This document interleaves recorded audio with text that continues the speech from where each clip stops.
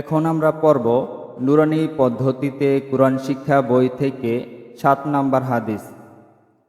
7 number হাদিস শরীফ, ফাদলুল আলিমি। 7 number হাদিস শরীফ, ফাদলুল আলিমি আলাল আবিদি আলাল আবিদি কাফাদলি কাফাদলি আলা আদনাকুম আলা আদনাকুম। অর্থ তোমাদের মধ্যে, অর্থ তোমাদের মধ্যে সর্বাপেক্ষা সর্বাপেক্ষা ছোট ব্যক্তি হইতে ছোট ব্যক্তি হইতে আমার মর্তবা যত বড়,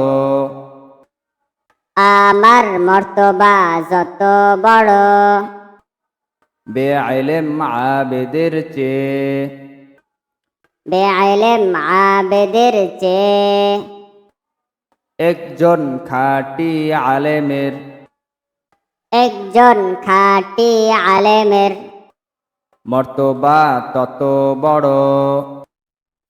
মর্তবা তত বড়। 7 নাম্বার হাদিস শরীফ, ফাদলুল আলিমি আলাল আবিদি কাফাদলি আলা আদনাকুম।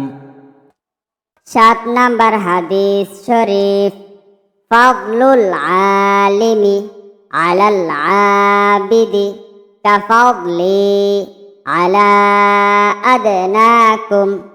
অর্থ তোমাদের মধ্যে সর্বাপেক্ষা ছোট ব্যক্তি হইতে আমার মর্তবা যত বড়, বেইলেম আবেদের চেয়ে একজন খাঁটি আলেমের মর্তবা তত বড়।